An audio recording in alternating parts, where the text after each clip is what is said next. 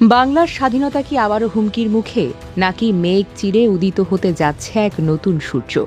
দেশপ্রেমিক সেনাপ্রধান জেনারেল ওয়াকারুজ্জামানের এক সাহসী ঘোষণায় দিল্লির সাউথ ব্লকে কম্পন শুরু হয়ে গেছে। উল্টো দিকে ঘরের শত্রু বিভীষণ হয়ে দাঁড়িয়েছেন খোদ আমাদের স্বরাষ্ট্রমন্ত্রী শিলং সালাউদ্দিন। কেন তিনি সেনাপ্রধানের এই দেশ রক্ষার মিশনকে থমকে দিতে চাইছেন? ভারতের গোয়েন্দা সংস্থা রয়ের সাজানো জঙ্গি নাটকের আড়ালে কি বাংলাদেশের সার্বভৌমত্ব বিক্রির নতুন কোনো গোপন নীলনকশা চলছে? আজ আমরা এমন এক চাঞ্চল্যকর এবং বিস্ফোরক তথ্য ফাঁস করব যা শুনলে আপনার রক্ত টকবক করে ফুটতে শুরু করবে। আজ আমরা বিচার করব এদেশ কি বীরের নাকি মীর জাফরের। সেনাপ্রধান যখন দেশকে রক্ষা করতে আধুনিক যুদ্ধবিমান কিনতে চান, তখন সরকারের ভেতর থেকে কেন তাকে টেনে ধরার চেষ্টা করা হচ্ছে? তবে কি আমাদের স্বরাষ্ট্রমন্ত্রী ভারতের রয়ের হয়ে গোপন এজেন্ডা বাস্তবায়ন করছেন?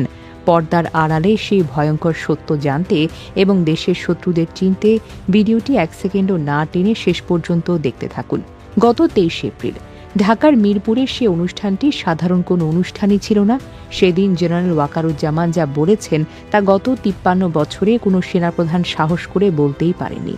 তিনি সরাসরি আঙুল দিয়ে দেখিয়ে দিয়েছেন আমাদের দুর্বলতা কোথায়। তিনি বলেন, পর্যাপ্ত আকাশ প্রতিরক্ষা ব্যবস্থা নেই বলেই আমরা রোহিঙ্গা সংকট শক্ত হাতে মোকাবেলা করতে পারিনি। তিনি আরও বলেন, 1000 কোটি টাকা আজ আধুনিক মাল্টি রোল কম্প্যাক্ট এয়ারক্রাফট বা যুদ্ধ বিমান কিনতে খরচ করলে ভবিষ্যতে 5000 কোটি টাকার ক্ষতি বাঁচানো সম্ভব। এই ঘোষণা ভারতকে আতঙ্কিত করল। কিন্তু কেন? কারণটা ভীষণ সহজ। ভারত কখনোই চায়নি বাংলাদেশ সামরিকভাবে নিজের পায়ে দাঁড়াক। তারা চেয়েছে বাংলাদেশ যেন সব সময় ভারতের সিকিউরিটি প্রক্সি বা কর দরাজ্য করে থাকে। সেনাপ্রধান যখন পাকিস্তান থেকে JF-17 কিংবা তুরস্ক ও চীন থেকে আধুনিক এয়ার ডিফেন্স সিস্টেম কেনার ইঙ্গিত দিচ্ছেন, তখন দিল্লির রক্তচাপ বেড়ে যাওয়াটাই খুব স্বাভাবিক। কারণ এই মারণাস্ত্রগুলো বাংলাদেশের হাতে আসা মানেই হল বঙ্গোপসাগরে ভারতের একছত্র আধিপত্যের মৃত্যু ঘণ্টা বেজে যাওয়া। বাংলাদেশের আকাশে আমাদের সার্বভৌমত্ব তখন আর দিল্লির দয়ার উপর নির্ভর করবে না। যখনই বাংলাদেশ তার সামরিক বাহিনীকে আধুনিকীকরণ করার স্বপ্ন দেখে, ঠিক তখনই ভারতের পকেটে থাকা কিছু সাংবাদিক আর গোয়েন্দা সংস্থা তাদের পুরনো ড্রয়ার থেকে সেই ধুলো পড়া জঙ্গি নাটক বের করে আনে। সেনাপ্রধানের এই দেশপ্রেমিকের বক্তব্যে ঠিক আগ মুহূর্তে কলকাতার রপন্থী সাংবাদিক চন্দন নন্দী একটি রিপোর্ট প্রকাশ করলেন।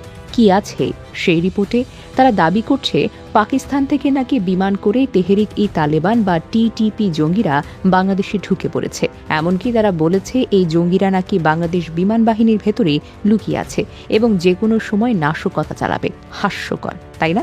যারা আন্তর্জাতিক রাজনীতি বোঝেন তারা জানেন এই TTP-কে ভারত নিজেই আফগানিস্তানে টাকা দিয়ে পালে এবং পাকিস্তানকে অস্থিতিশীল করে। এখন সেই ভারতীয় পকেটেই থাকা জঙ্গিরা নাকি বাংলাদেশের হয়ে হামলা করবে। এটা একটা ডাহা মিথ্যা কথা এবং সাজানো প্রোপাগান্ডা। এই প্রোপাগান্ডার একমাত্র উদ্দেশ্য হল বিশ্বকে বোঝানো যে বাংলাদেশে জঙ্গিবাদ বাড়ছে, এর ফলে আন্তর্জাতিকভাবে আমাদের উপর চাপ আসবে এবং আধুনিক অস্ত্র কেনার প্রক্রিয়াটি ভণ্ডুল হয়ে যাবে। ভারত চায় আমাদের সরকার যেন যুদ্ধবিমান না কিনে সেই টাকা দিয়ে জঙ্গি দমন আর অভ্যন্তরীণ গোয়েন্দাগিরিতে ব্যস্ত থাকে। অর্থাৎ তারা আমাদের হাত পা বেঁধে আমাদেরকে বিপদে ফেলতে চায়। কিন্তু মুদ্রার উল্টো পিঠ আরও বেশি ভয়ঙ্কর। সেনাপ্রধান যখন বাহিরের শত্রুর সঙ্গে লড়াই করছেন, তখন ঘরের ভেতরেই তৈরি করা হয়েছে এক দুর্ভেদ্য দেয়াল। অভিযোগ উঠেছে, সেনাপ্রধানের এই যুদ্ধ বিমান কেনার ফাইলে সই করতে অস্বীকৃতি জানিয়েছেন স্বরাষ্ট্রমন্ত্রী শিলং সালাউদ্দিন। হ্যাঁ, আপনারা ঠিকই শুনেছেন। প্রতিরক্ষা মন্ত্রণালয় এবং সেনা সদরের একাধিক সূত্র থেকে পাওয়া খবর অনুযায়ী এই কেনাকাটার বাজেট এবং প্রশাসনিক অনুমোদনের পথে স্বরাষ্ট্রমন্ত্রী একের পর এক অজুহাত খাড়া করেছেন। তিনি নাকি বলেছেন, এখন যুদ্ধবিমান কেনার চাইতে অভ্যন্তরীণ শান্তি রক্ষা করাটাই বেশি জরুরি। প্রশ্ন হলো, মিস্টার স্বরাষ্ট্রমন্ত্রী, আপনার কাছে কি দেশের আকাশসীমা রক্ষার চাইতে দিল্লির এজেন্ডা বাস্তবায়নটা বেশি গুরুত্বপূর্ণ? যখন সেনাপ্রধান বলেছেন 1000 কোটি টাকার বিমান 5000 কোটি টাকার সুরক্ষা দেবে, তখন আপনি কেন সেই ফাইলের উপর বসে আছেন? আপনার এই শিলং নামের আড়ালে কি দিল্লির কোনো পাহাড় লুকিয়ে আছে? জনমনে কিন্তু তীব্র ক্ষোভ। মানুষ প্রশ্ন তুলছে, শিলং সালাউদ্দিন কি বাংলাদেশের জনগণের ভোটে নির্বাচিত মন্ত্রী, নাকি দিল্লির সাউথ ব্লকের নিয়োগ করা কোনো প্রতিনিধি? কেন তিনি সেনাপ্রধানের মতো একজন পেশাদার এবং দেশপ্রেমিক সৈনিকের হাতে বাধা হয়ে দাঁড়াচ্ছেন? যদি তিনি সত্যি এই জাতীয় নিরাপত্তার প্রকল্পে বাধা হয়ে থাকেন, তবে ধরে নিতে হবে তিনি ভারতের গোয়েন্দা সংস্থার ইশারায় কাজ করছেন। কারণ বাংলাদেশ সেনাবাহিনী দুর্বল হওয়া মানেই হল ভারতের জন্য এই দেশকে নিয়ন্ত্রণ করা সহজ হয়ে যাওয়া। ইতিহাস বড়ই নিষ্ঠুর। 1757 সালে পলাশীর প্রান্তরে মীর জাফররা নবাবের সঙ্গে বিশ্বাসঘাতকতা করেছিল। 2026 সালে এসেও কি আমরা সেই একই চিত্র দেখব? স্বরাষ্ট্রমন্ত্রীর এই নেতিবাচক ভূমিকা আমাদেরকে মনে করিয়ে দেয় সেই অন্ধকার দিনগুলোর কথা। ভারত সব সময় দোহাই দেয় তারা আমাদের তথাকথিত পরম বন্ধু, কিন্তু কোনো বন্ধু কি সীমান্তে প্রতিদিন মানুষ মারে? কোনো বন্ধু কি অভিন্ন নদীর পানি আটকে দিয়ে আমাদেরকে মরুভূমিতে পাঠায়? সেনাপ্রধান জেনারেল ওয়াকারুজ্জামান যে সাহসিকতা দেখিয়েছিলেন তার পেছনে কোনো রাজনৈতিক উদ্দেশ্য নেই। তার একমাত্র উদ্দেশ্য বাংলাদেশের সার্বভৌমত্ব। তিনি চান না আমাদের আকাশসীমা অন্য কোনো দেশের রাডার দিয়ে নিয়ন্ত্রিত হোক। তিনি চান আমাদের বিমান বাহিনীর কাছে এমন সব ইন্টারসেপ্টর থাকুক যা দেখলে শত্রুপক্ষ সীমান্তে আসার আগে 100 বার ভাবে। অথচ আমাদের সরকারের ভেতরে থাকা কিছু মানুষ সেই শক্তিকে ভয় পাচ্ছে। তারা ভয় পাচ্ছে কারণ বাংলাদেশ শক্তিশালী হলে তাদের দিল্লির প্রভুরা অখুশি হবে। সালাউদ্দিন সাহেবকে আজ জাতির সামনে জবাব দিতে হবে। কেন তিনি দেশের সুরক্ষার চেয়ে রাজনীতিকে বড় করে দেখছেন? কেন তিনি সেনাপ্রধানের আধুনিকায়নের স্বপ্নকে তিলে তিলে হত্যা করতে চাইছেন?